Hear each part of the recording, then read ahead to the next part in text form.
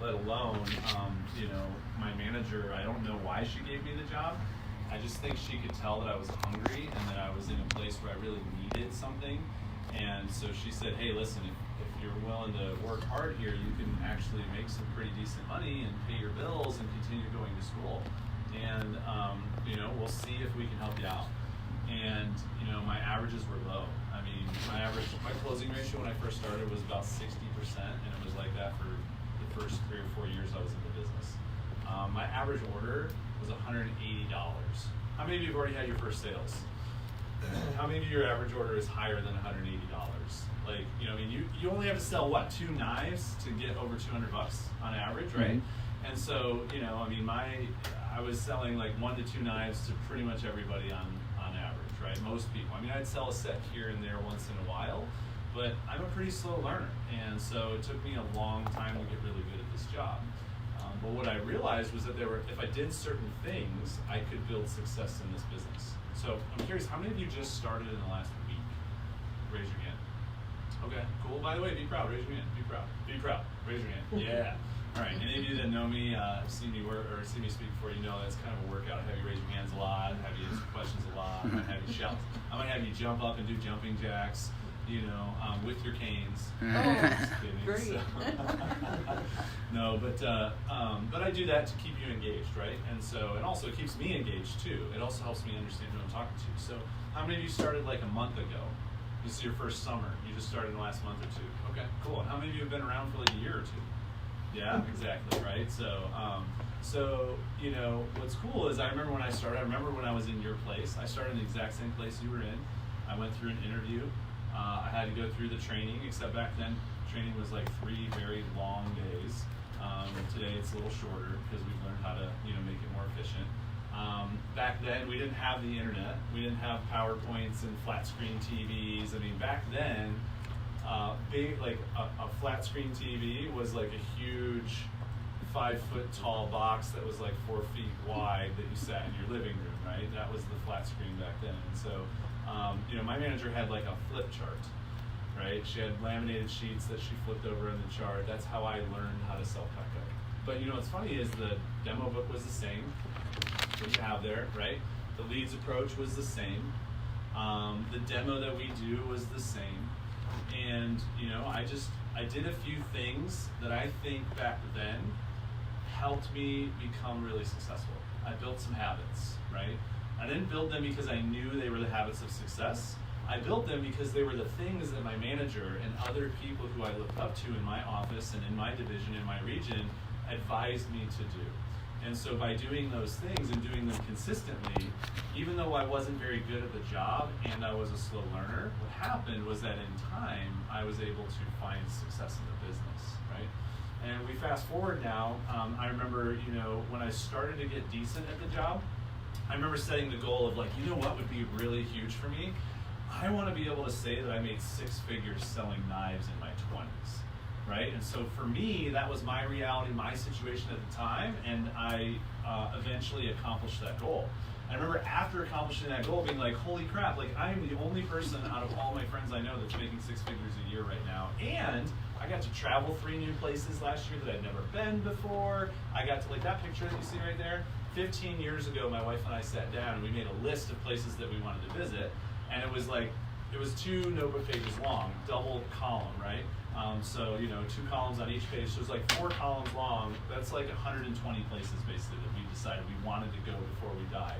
And that's New Zealand. It took us 15 years to get there, but last year we went on a 3-week trip to New Zealand, and that right there is out in the middle of nowhere.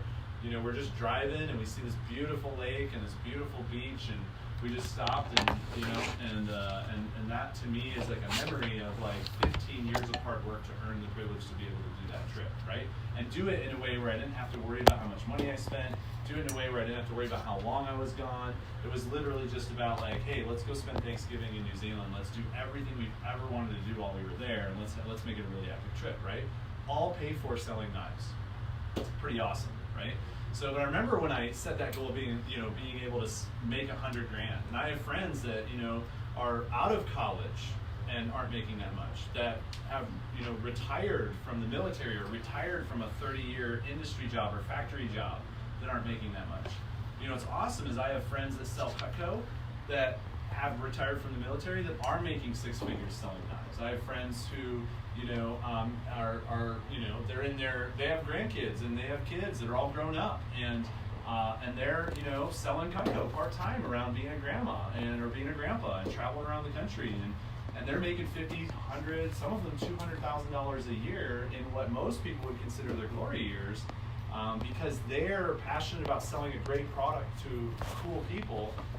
They're experiencing a really great opportunity for themselves. So what I wanted to share with you today is I just wanted to share with you today some tips, some of the things that I did when I was at your guys' level in the business that helped me get to where I was. Like those habits that I talked about, I want to share with you what those habits are.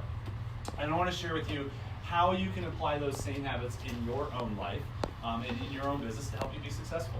Some of them are success habits for life, some of them are success habits for business. But what's important is that you realize that regardless, a lot of people like to look at life and business separately. And what I've learned after doing that for years and years and years and learning very slowly that that's not the best way to approach things, because the reality is your business is your life is your business, and that you can build a great business while also building a great lifestyle at the same time.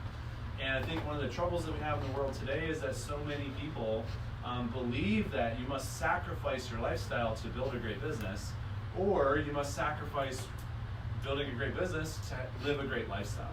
And what I've learned is that, in studying some of the best, highest performers in the world and becoming a high performer myself, going through the trials and tribulations of building my own success, I've learned that you can't actually do both at the same time. You don't have to sacrifice one for the other. It's just about learning how to focus on both and do so in a way that inspires you and motivates you to keep moving forward, right? And one of my favorite quotes from T. Harv Eker is that people are like plants. If we're not growing, we're dying. You might want to write that one down. People are like plants. If we're not growing, we're dying. So why do you come to these meetings? To grow. Why do you go to conferences? To grow. Why do you go out and do more demos, even when you're struggling? To grow. Why do you go out and do more demos, even when you're successful? To keep growing, right?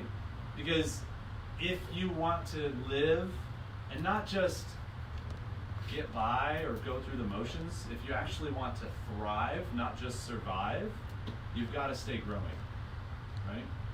And Zig Ziglar is somebody I looked up to for years before he passed a few years ago. And what's amazing about Zig Ziglar is that I had the pleasure of meeting him at the State Fair of Texas, him and his daughter, who now runs the Zig Ziglar company.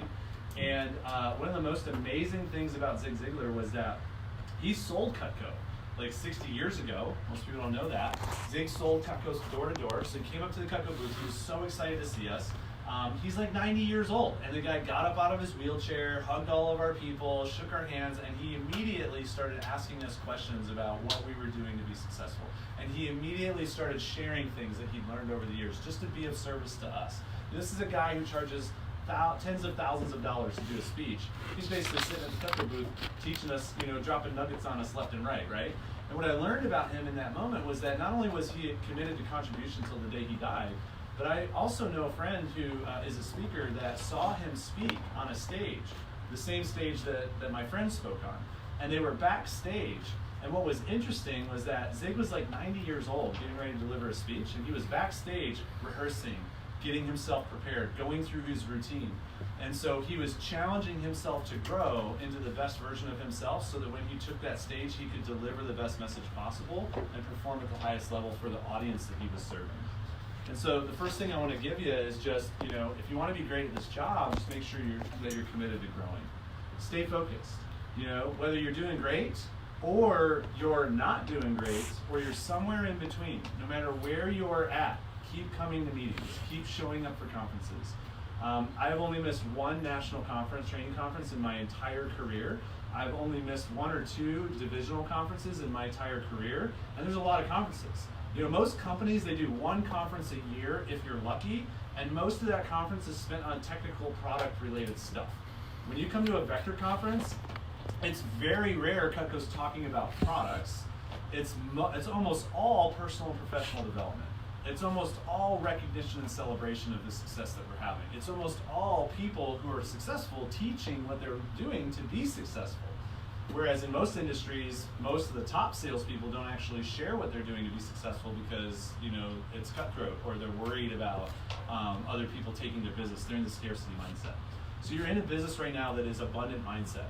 And I encourage you, empower you, I implore you to actually apply yourself here in a way that you're actually going to build your success, and do so by showing up, by coming to the meetings, coming to the conferences, and staying open to growth, no matter how good you get, right? I've seen people leave this business who are amazing at it, not because they weren't good at it or not making money at it, but because they didn't humble themselves. They stopped showing up. And so they got bored, they lost motivation, they lost connections, and they just lost accountability, and as a result, they were just going through the motions, and so they got into grass is greener on the other side of the fence mentality. Another one of my favorite quotes is, the grass is not greener on the other side of the fence, the grass is greener where we water it, right? So water your grass. The best way to water your grass is to come to these meetings and be here. So what do you do to be successful selling Cutco? Number one, have fun, right? Have fun. I used to be the type of person where I was taking my job so seriously that I was showing up in like a button-up shirt and a tie. I was all buttoned up, and I was all serious, and I was like, I gotta follow the program exactly. I gotta cut the rope, I gotta cut the leather, cut the penny. Isn't that good? What do you think? And I was all serious, and nobody was buying from me, and I couldn't figure out why, right? And then somebody came field training with me, and they were like, bro, you didn't even smile once. And I was like, really? And they're like, yeah. And I was like, you know what, on the next appointment, I'm just gonna have fun. Had a bunch of fun, followed the program, I cut the rope, I cut the leather, I cut the penny. I was like, isn't that awesome? People were like, yeah. I was high-fiving people left and right, yes. And next thing you know, I sold a homemaker set. I was like, holy shit, right? I remember the first time I was in a millionaire's home, right? Totally didn't expect it. I remember being, and I didn't grow up, I'm from a very middle-class family. My dad's a cop, my mom's a nurse, they both put in over 50 years, doing their thing that they do. We had 5 boys in our family. I mean, we didn't want for anything, but we also didn't have everything. You know what I mean? We were kind of right there in the middle. And I remember there were years where we ate pea soup every day for dinner because that's all my parents could afford, right? My mom would cook a pot of soup, and that's what we ate every day for dinner, right? And I would go to school, and I'd get the $2 school lunch, and that was like my meal for the day, right? So what was interesting though is I remember being in the first millionaire's home, and I was nervous, I was sweating, I was like, oh my God, I'm gonna sell on the farm. And what the lady opened up with, I have a whole set of really fancy knives I bought at Williams-Sonoma. I am not buying anything, right? And I was like, that's okay, that's cool, no problem. I just have to go through the whole demo with you because that's how I get credit for what I'm doing today. Luckily, somebody had taught me that early on in my career. When somebody says that to you, you just reply with, hey, cool, no problem, you don't have to buy anything. Just, I'm still gonna do the whole demo because that's how I get credit for being here today, right?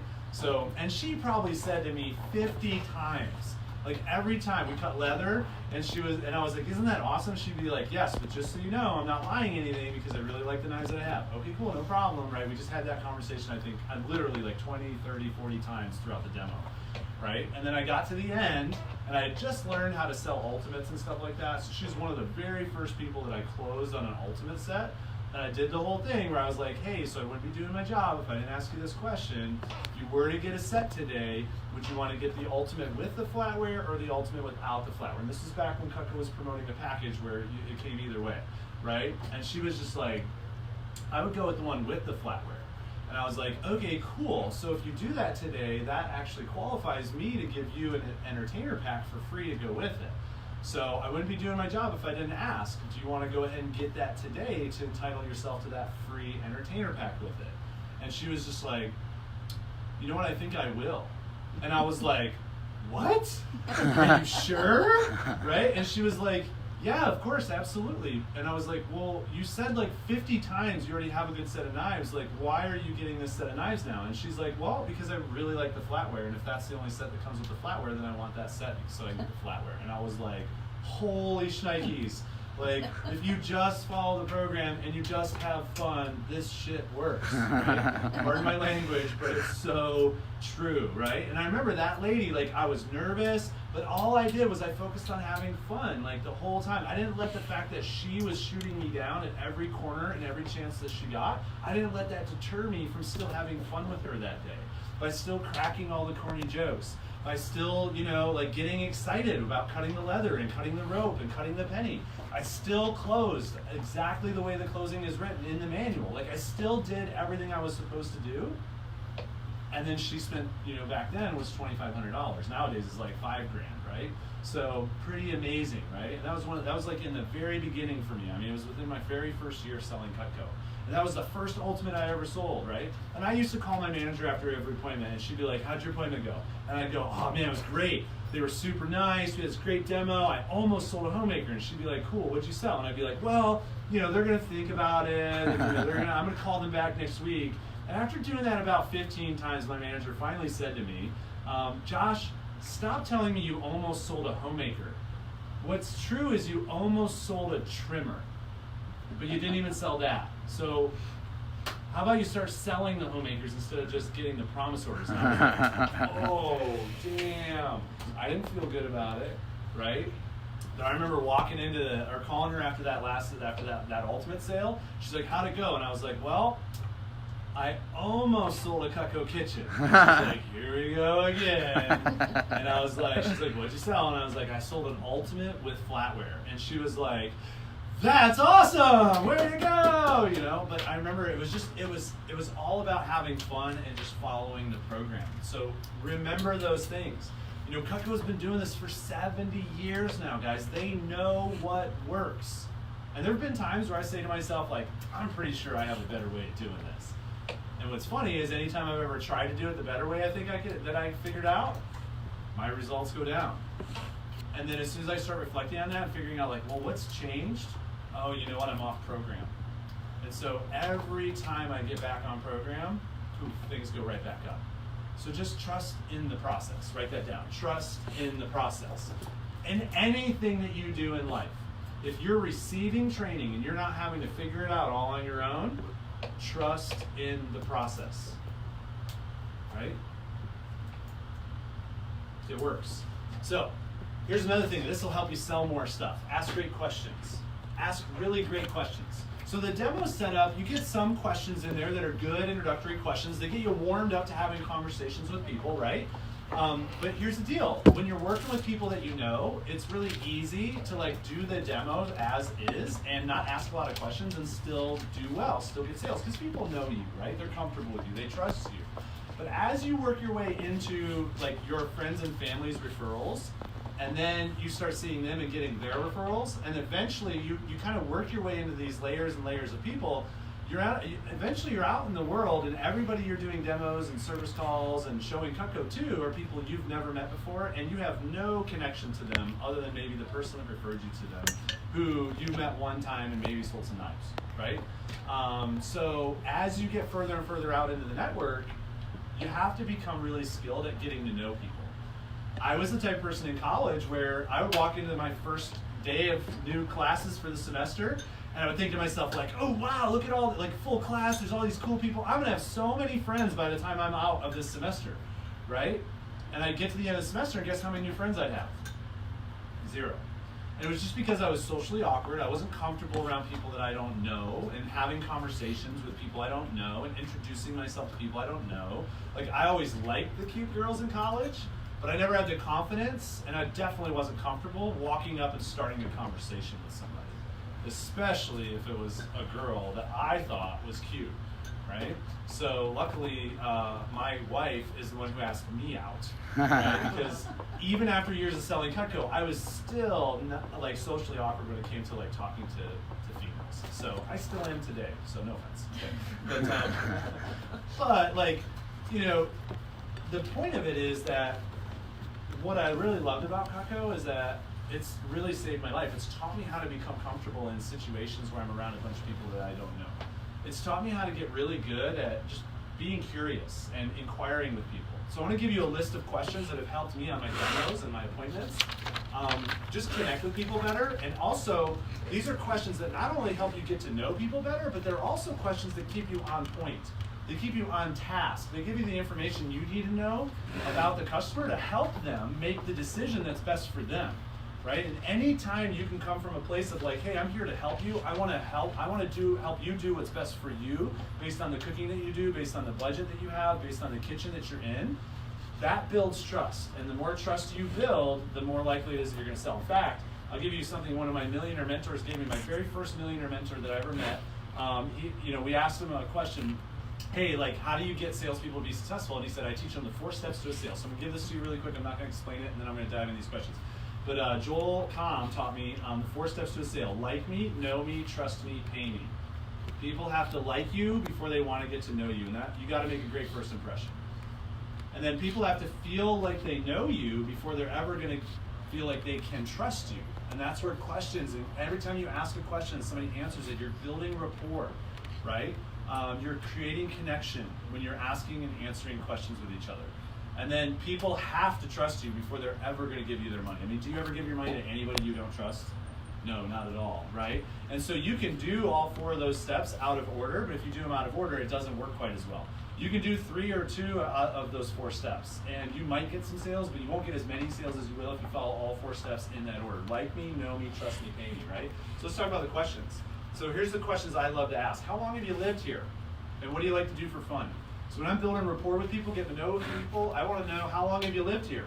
That question right there tells me everything I need to know about what I should expect from my referrals too. If they're like, oh man, I just moved here like a month ago, well, I better talk to this person about people they know that are not from the area and get a virtual demos list of leads, or get a list of virtual demo leads from them, right? But if they're like, hey, I've been here for 30 years, and then later on I ask for referrals, and they're like, oh yeah, I just don't know anybody. I'm like, well, you said you've been in the neighborhood for 30 years. Do you know some people here in the neighborhood? Right? I mean, you've been going to the same church for 30 years. Do you think that maybe we could talk about some, do you know any nice people at church? And you'd be like, well, you know, I mean, yeah, but I just don't know anybody. I'm like, you don't know anybody who what? And they're like, well, you know, and then what the truth comes out, which is they're trying to think of people who would buy stuff. Right? And I'm like, well, oh, I really appreciate that. Thank you for trying to help me find people who would buy stuff. But like I said, it's not really about that for me. I find that when people are trying to guess who would buy stuff, they're not really correct most of the time. And so that's why I just care about seeing nice people, because nice people won't mind if I call. Nice people won't mind that you gave me their name and number. Nice people will actually appreciate seeing my product whether they buy something or not, right? Nice people will help me actually get credit for what I'm doing. So who do you know that's nice, right? You're good. So, how long have you lived here? What do you like to do for fun? It's always good to get people engaged and talking about the things they like to do for fun. Get people talking about the things that they appreciate. If you're not sure, if you're awkward like me and you're not really sure what to talk about with people, I'm going to give you something that one of my mentors, John Berghoff, taught me years and years ago that's really helped me, and it's the 5 Ps, right? You can always go to the 5 Ps: people, plants, pets, pictures, and personalities, right? You can talk to people about their plants, you can talk to people about the pictures on their fridge or the pictures on their mantle, you can talk to people about their pets. You know, you could talk to people about about the personalities of their family, or personalities of their neighbors, or personalities of people that you know and have in common. Talk to them about people that they know, right? Another question: who does most of the cooking? It's really good to know who does most of the cooking, right? Because if I'm demoing you guys, right? And I'm assuming you're doing the cooking, but he actually does the cooking, and I'm demoing you the whole time, handing everything to you, getting all excited about you, he feels all left out. And vice versa. So I can make assumptions, or I could just ask. And when I ask, you answer, we create connection, and now I'm able to actually make sure I'm engaging you both, but engaging the person who does most of the cooking most of the time, and then keeping the person who doesn't do most of the cooking, that has the highest risk of getting bored, engaged by handing them things, or asking them questions, or doing whatever. Right? So who does most of the cooking, right? Also, who handles the budgeting? Who handles the budgeting? I love asking this question. A lot of people get uncomfortable with it. But to me, it's just like, hey, I'm just curious. Like, when you guys do invest in nice things, I'm just curious, like, who handles the budgeting? Sometimes it's the same person that does most of the cooking. Other times it's the person who doesn't do most of the cooking.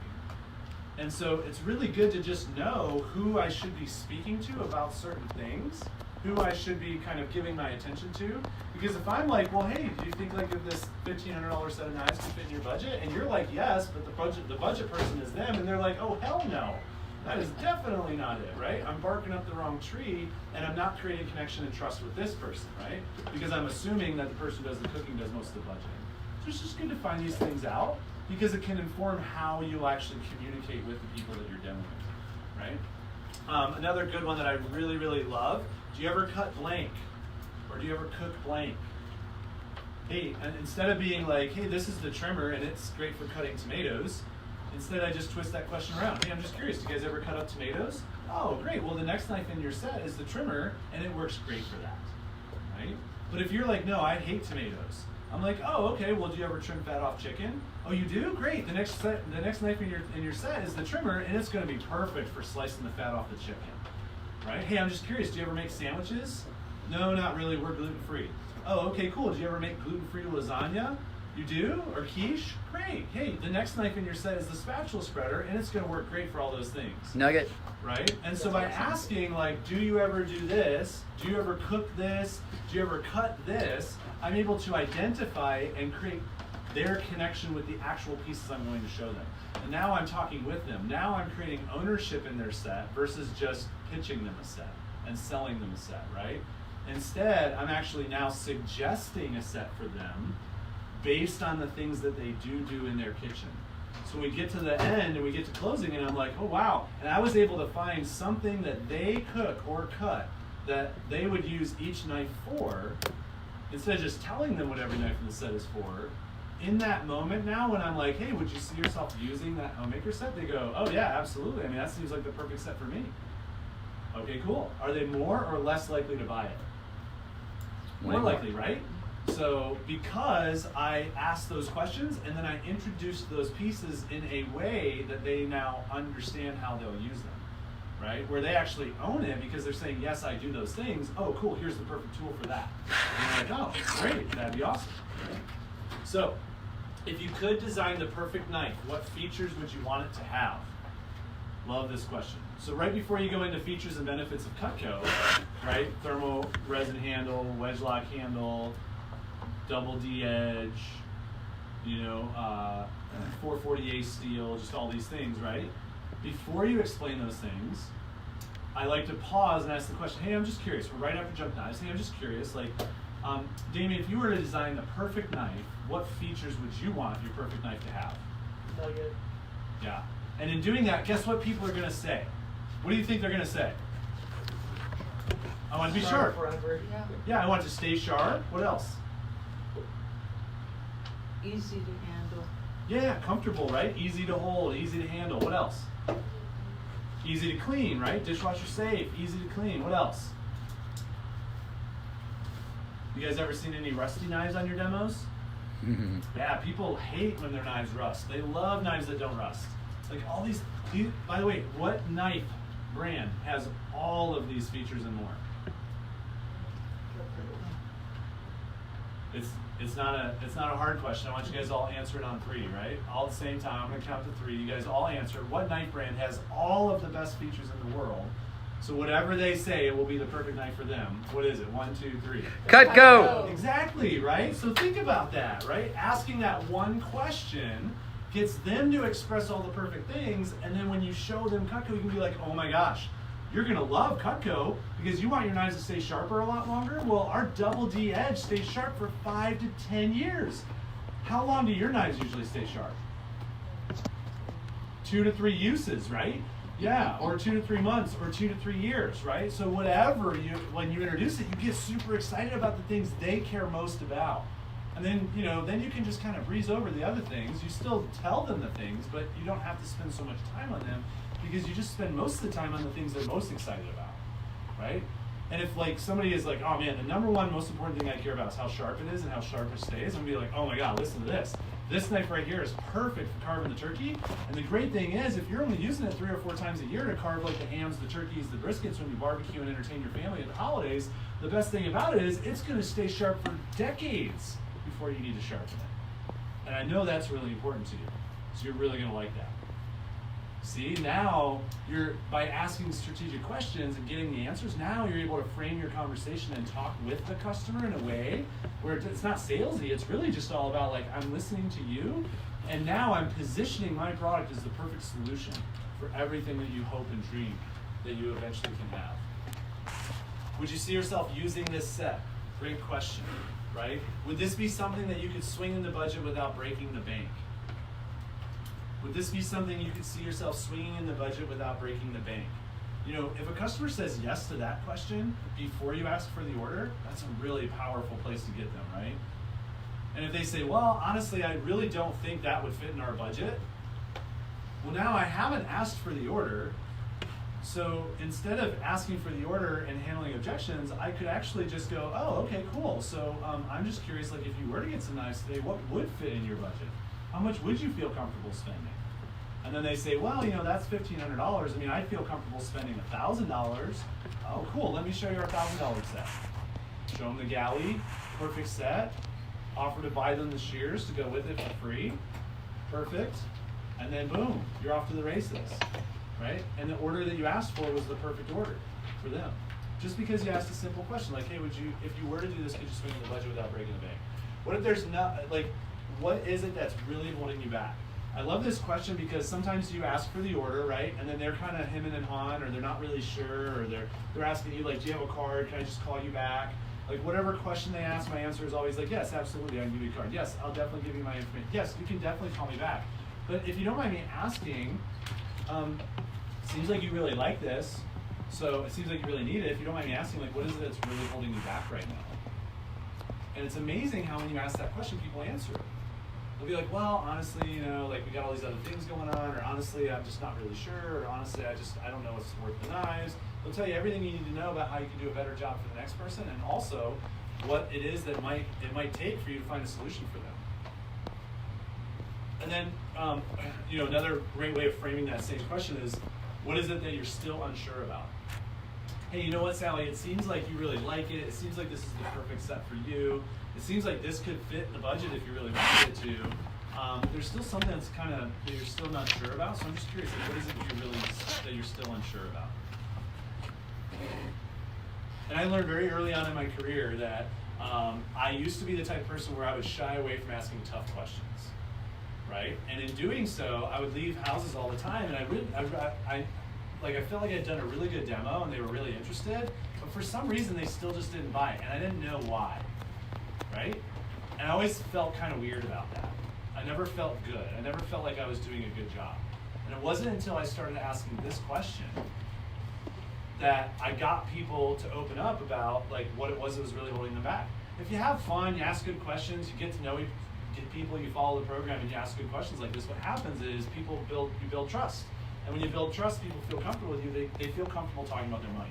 And our number one responsibility as salespeople is to create an environment where people feel comfortable talking about their money. You can do the best demo in the world, but if you do a really bad closing or you don't handle objections well, you won't sell much.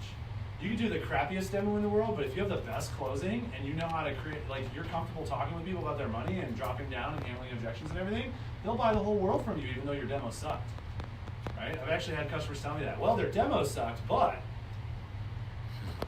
they did an awesome job showing us the price and helping us find the perfect set for us, so we bought the whole thing from them. And I'm like, wow, that's amazing. Really what they're saying is they followed pages 9 and 10, and, like, they did a really great job of closing. And then they handled our objections, and then they dropped down.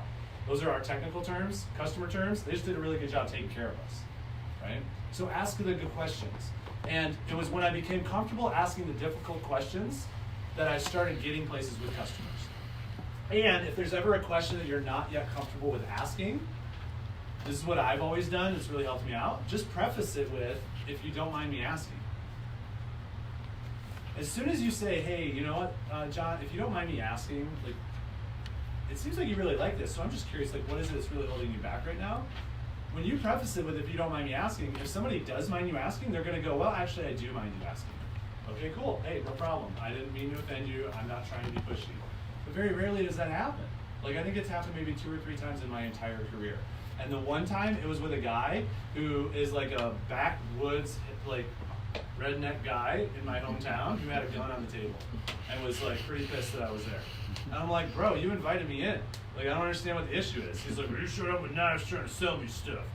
And I'm like, okay, bro. And then I was like, hey, man, it seems like you really like it. I mean, you do all this hunting and fishing, you really like good knives, and you have a bunch of crap in your drawer. And that's not what I said, but, close to it. And I'm like, it seems like you really like it. What is it that's really holding you back? He's like, actually, I do mind you asking that, and I'm not going to answer it. I was like, cool, so are we done? And he's like, yeah, I think we're done. I'm like, all right, man, I'll see you later. Like, no big deal. I don't have to try to sell this guy anything. I'll be all right on my next demo, right? Story to tell. Yeah. By the way, ladies, don't worry. It's the only gun I've ever seen on the table. And like I said, I was in the woods. where I probably should not have been. So it's all good. Now, next thing I'll share with you, share your goals in a compelling way. No matter what you want to accomplish in life, you must learn how to get good at sharing your goals. So I'm going to teach you the goal sharing framework that has helped me win 3 silver cups, those big things right there, that's #1 in the nation for the year, right? 3 of those things, and helped me build a multi-million-dollar business. I've got over 10,000 clients, 49 states, 6 countries. That's just Cutco. I also have hundreds of clients that pay me on a monthly basis in our marketing consulting business, and thousands of people that listen to my audios and my videos and my training that I send out for free every week, on a weekly basis. And so how do I get people to do that? Well, one of the ways that that's possible is by becoming really good at sharing your goals. So the first thing is that you have to have a goal. Plain and simple, right? If you haven't set a goal, set a goal. And I want to give you the framework for setting goals. Great goals are SMART goals. What does that mean? SMART goals are specific, right? Well, I want to sell a lot this year. A lot is not specific. I want to sell $100,000 this year. That's specific. SMART goals are also measurable. That means that I can actually measure it. I can track my progress, right? I want to sell $50,000. Can you track that? Is that measurable? Yes, right? Well, I want to make more money than I've ever made before.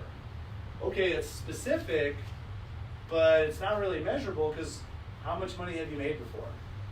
Does that make sense? You guys see the difference? So make your goals measurable. They also have to be attainable. What does that mean? Attainable just means that you actually believe you can get there. So I could say 18 years ago, I want to make $1 million this year selling knives.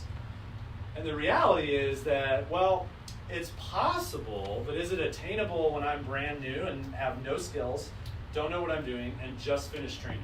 No, it's not necessarily attainable, right? So sometimes it's good to think big, right? But if you're down here at 0, it's better to take steps to get there, right? Than to try to go, bam, like that. Otherwise, you just get so motivated because the pressure's so high because the gap is so large, right? So make your goals attainable. Make them something that challenge you, yes, that push you, but also make them goals that you actually believe you can achieve. Even though it's going to be uncomfortable, even though it's going to challenge you, you actually can get there, right? They also have to be relevant. What does that mean? They got to matter to you, right? It can't be a goal that your manager set for you, and so you're saying it's your goal because your manager told you it should be your goal. No offense, Damien. None taken. The thing I love about Damien is he's the type of person who will ask you, like, what do you really want to achieve right now? Why is that important to you? And all that's doing is it's uncovering the relevance. Why is this important to you? Why do you want to do this? What does it do for you in the future?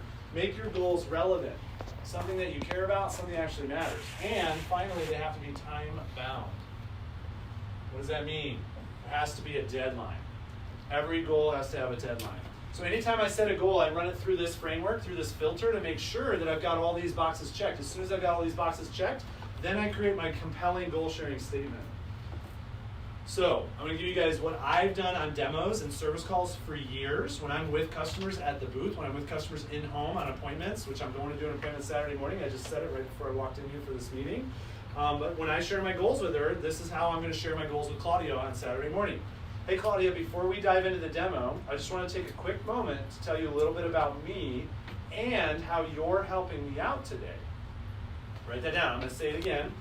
So, hey Claudia, hey blank, fill in the blank with the name. Before we dive into the demo, I just want to take a quick moment to tell you a little bit about me and how you're helping me out today. Right? So that's framing. That is called framing. I'm framing it up. I'm letting her know what I'm about to tell her. So that when I tell her it, she's with me. We're on the same wavelength here. So, hey Claudia, before we dive into the demo, I just want to take a quick moment, tell you a little bit about me and how you're helping me out today. And here's how you share your goals. My goal is blank. My goal is blank. Which I'm pretty nervous about because of blank. So your goal is blank. Fill in the blank with your goal. My goal is to sell $10,000 for SC2 Push Week. For this big contest I'm in. My goal is to sell $10,000 for this big contest I'm in the next 2 weeks. And which I'm pretty nervous about because blank. Fill in the blank with why you're nervous. Humans love when we show our vulnerability. Humans love when we share what we're nervous about, especially when we back it up with the next statement I'm going to give you. But you got to think about it. Like, why are you nervous about your goals? If you're not nervous about your goals aren't big enough. It's time to increase them, right? So last year I had my best year ever. And I had sold $562,000 around, like in 18 weeks, around multiple other businesses. And I shared with every customer, hey, my goal this year is to have my best year ever. And which I'm pretty nervous about because honestly, I don't work the whole year like I used to. So I'm actually working less now than I've ever worked before because I have multiple other businesses that need my time and attention. And so, I'm really challenging myself out of my comfort zone to do something I've never done before in a time period that's shorter than I've ever given myself before. Right? This year, hey, my goal is to sell over $600,000 for the year because my goal is to get over $6 million in career sales by the end of this year. Specific, measurable, time-bound, I know I can attain it, and it's relevant to me, right? So I say to the customer, hey, my goal is to get over $6 million in career sales by the end of this year, which I'm pretty nervous about because in order to do that, I'm going to have to sell more than I've ever sold for the year in 1 year. I'm going to have my best year ever. And I've been having my best year ever for lots of years, but man, I tell you what, there's always that risk that this will be the year that it doesn't happen. So I'm just always nervous when I'm going after something I've never gone after before. And then you wrap it up with the final part here, which is, I just want to make sure I get it right for you, but I'm 100% committed to achieving my goal because blank. So this is compelling. Right? Hey, my goal this year is to get over $6 million in career sales by the end of the year, which honestly I'm pretty nervous about because it's going to require me to have my biggest year ever in a time where I've got the least amount of time to work compared to years previous. But I'm 100% committed to achieving my goal because when I do that, I'll have the money in the bank that I need to be able to pay off almost all of my debts. And I'll be able to get recognized on stage at year-end banquet and get a trophy for having my best year ever. Plus, I'll be able to inspire others and teach others how to do the same thing I've done because I'll have figured out what it takes to make that happen. So, hey, my goal is to sell over $10,000 in the next 2 weeks for this really big contest that I'm in, which I'm pretty nervous about because honestly, I just started selling Cutco like a week ago, and I haven't even sold $1,000, let alone $10,000 in 2 weeks, right? But I'm 100% committed to achieving my goal because when I do, I get to go out on a limo to a really nice dinner with everybody else in my division that did the same thing. And most of those people are people who have sold way more than me, have been around a lot longer than me, and I want to be in that limo. I want to be with that group of people because I know that if I get in that limo, if I earn my spot in that limo, then I'm going to learn a lot more about how to be successful, and I'm going to be around the right people if I want to be successful at this job. And I'm committed to getting successful at this job. Now, here's the cool thing. When you share this with your customer, and then you say to them, by the way, whether or not you want to buy anything today is totally up to you. I'm not high pressure. But you are probably going to see a bunch of stuff that you like. And so when you see that stuff, if you want to get anything today, you'll be helping me out towards this goal, so I'll make sure you get a really great deal on it. Now what happens with your customers, instead of it being about whether or not they're going to buy Cutco, because of your way of sharing your goals in a compelling way, now they're out of the mindset of whether or not I'm going to buy anything for myself today, and now they're in the mindset of like, well, okay, cool. So like, I just need to figure out how much I'm going to spend because I really want to help her out. I really want to help him out. You know what? I'm inspired by your goal. Mm-hmm. Customers get this way. As human beings, we naturally want to be part of something bigger than ourselves. And so when you share your goals in this way, it's now not about whether or not they're buying knives for their kitchen. It's not just about them. It's about them helping you do something you've never done before, which is part of something even bigger than that. And that gets people really excited. And you haven't even started the demo yet. And now you pull out Cutco and company page, and you pull out Junk Knives, and you give them the U face. And then you get them to tell you what the ultimate knife looks like for them. And then you pull out Cutco, which is the ultimate solution. And they're like, holy shit, this knife has everything I've ever dreamed of. And you're like, I know. Isn't that awesome? Ooh, rip, wow, isn't that amazing? Check this out. I'm going to cut a penny with these scissors. Holy crap, isn't your mind blown? Isn't your face melted? By the way, do you ever do this? Oh, you do? Do you ever cook this?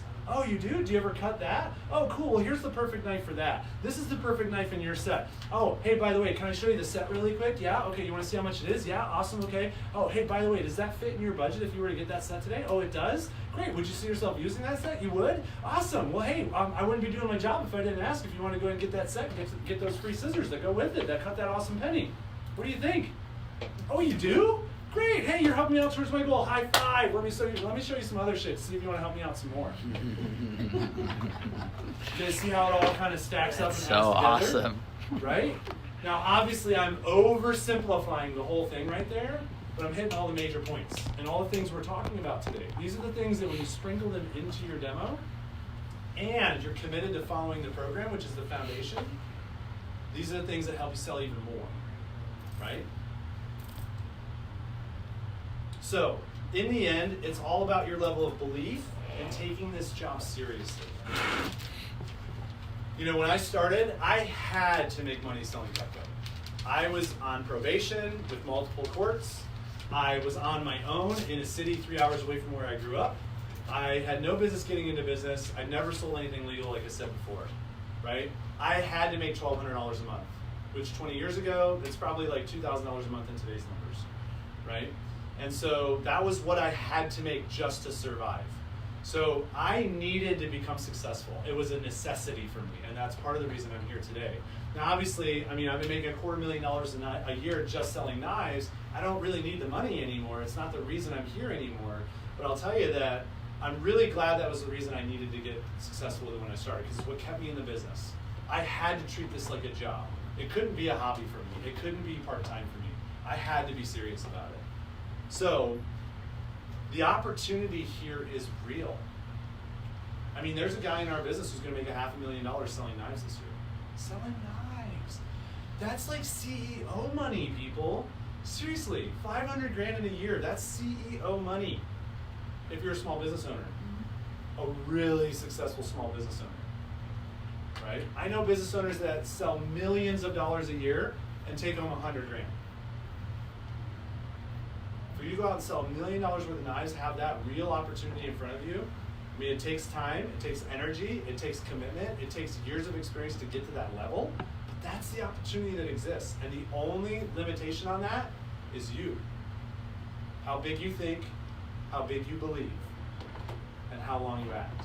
So, your work ethic, that will determine your success. You'll either make money in this job or you won't. The difference between the two will come down to 1, your work ethic, 2, your consistency, 3, your commitment. And I'm not just talking short-term commitment, I'm talking long-term commitment. And number 4, your belief. You deserve to believe in yourself bigger than you've ever believed before.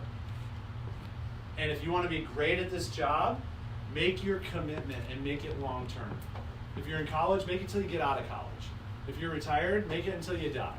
I don't care. If you're somewhere in between, make it until you've done your absolute best, until you've gotten the most you can out of this job. That should be the commitment. And then become consistent and work this thing like a job.